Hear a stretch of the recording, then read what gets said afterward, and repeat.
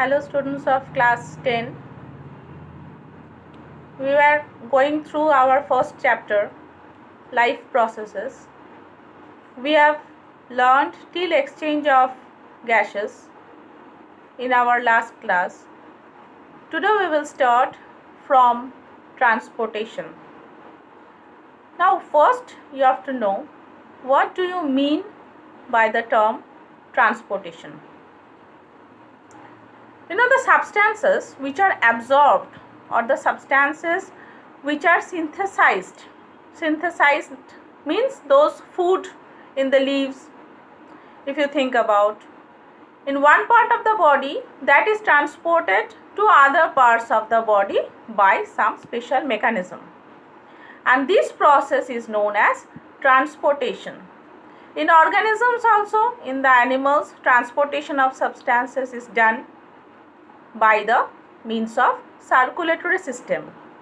By means of circulatory system, the digested food which is absorbed by the bloodstream, those substances or those nutrients travel to the entire body by means of circulatory tissues. Now here we will learn about the transport of materials in plants first. Plants, you know, can't move from one place to another, so their activity is also very less. So plants also need low energy for maintaining their metabolic activities of the body.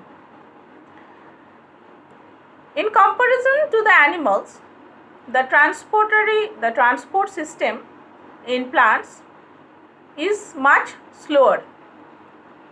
Carbon dioxide and oxygen are easily taken up by all the surfaces of the plant and thus need not be transported. However, the transport system is required to transport the food prepared in the leaves of the plants, and those need to be transported from the upper portion of the plant to the lower portion till the end. So we can say two types of transportation system is present in the plants. First, transport of water and minerals from soil to the leaves for making the food, and next is the transport of the food from leaves to other parts of the plant body, because the food which is prepared by the plants that need to be transported to other parts of the plant, otherwise those parts of the plant will not get proper nutrition. So to perform these transportation, two pathways are constructed and two conducting tubes are used up. One is the xylem, another is the phloem. What happens by the xylem and the phloem? Through the xylem tube, although both are conducting tubes, through the xylem tube, the water and the minerals which are absorbed by the roots of the plant from the soil, those gets transported to various parts of the plant body, including the leaves where the food needs to be manufactured. And what does the phloem tissues do? The phloem tissues, they carry the food materials which are the product of photosynthesis from the leaves to other portions of the plant body. Along with the food, these phloem also carry the hormones which are prepared by the plant in their root and the shoot tubes to various other parts. So this water and the minerals in the plants, these are transported by the vessels and the tracheids of xylem tissues in the roots, stem and the leaves, and these are interconnected to form a continuous system of water conducting channels, and these reach to all parts of the plant body. Each root hair has a single celled structure. The cell membrane is continuous with the epidermal cells. What do the root hairs do basically? They are directly in contact with the film of the water which is present in between the soil particles. Different types of minerals like nitrates, phosphates, chloride, sulfate, these are dissolved in water, and water is absorbed by the process of osmosis, and the minerals are absorbed as ions. Now a difference of concentration gradient is created, and water from the soil diffuses into the root through the root hairs and gets absorbed by the root portion and transported to all parts of the plant body. Next, what they do, they enter the interconnected xylem in the stem. From the root, it needs to be transported to the stem. There, the interconnection mechanism is followed. Through the petiole, it goes directly to the leaves. So, from the roots to the stem, to the petiole, and finally to the leaves for formation of the process of photosynthesis, because water is required for performing the process of photosynthesis. Without water, the photosynthesis can't be carried out. So there is a steady movement, we can say. There is a steady movement of water into root xylem and creates a column of water that is steadily pushed upward, but the pressure is not strong enough to transport water and minerals to big heights of the trees.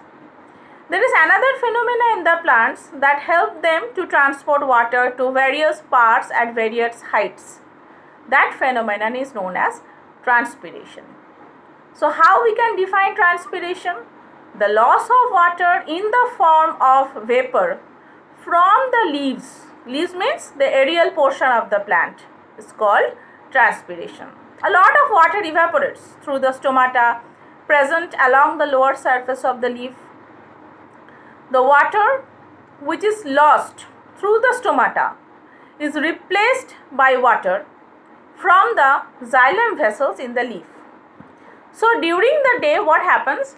When the stomatas are open, stomatas are open during the day and at night it closes.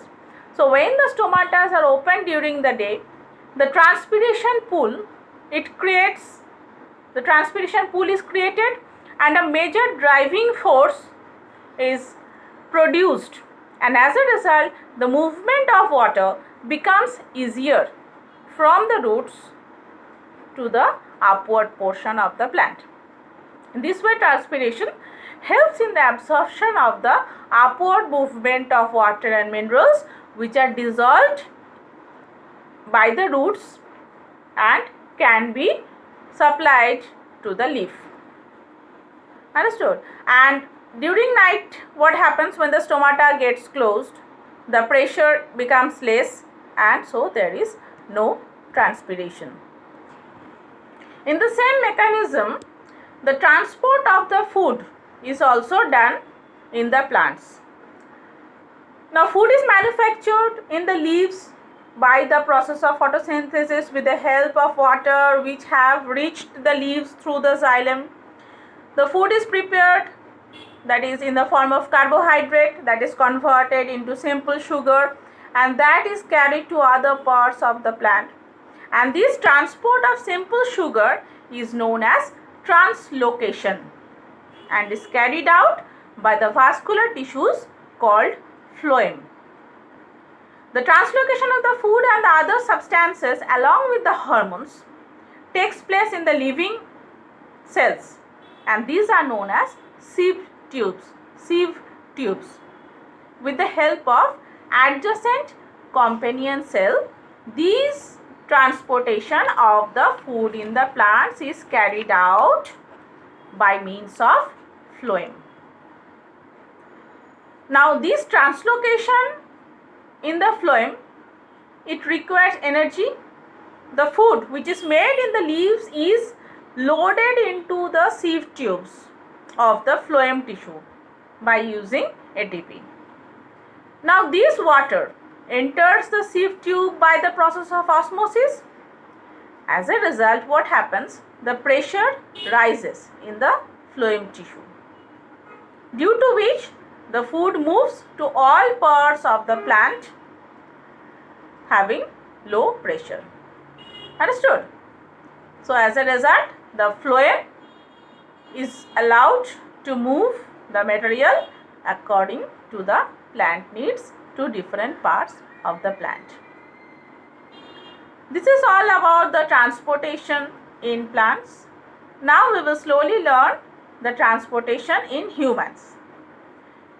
In the multicellular organism, the nutrients and oxygen, these are transported to various body cells, and nitrogenous waste and carbon dioxide, those should be removed from the cells by means of extracellular fluid.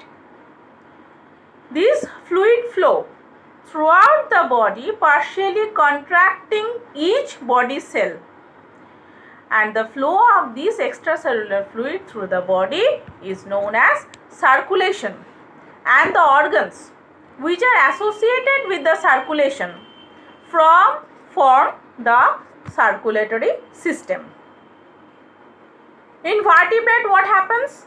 The circulatory system utilizes two fluid media, blood and lymph, which constantly circulate these two separate pipeline system, and each system consists of network of branched tubes known as vessels.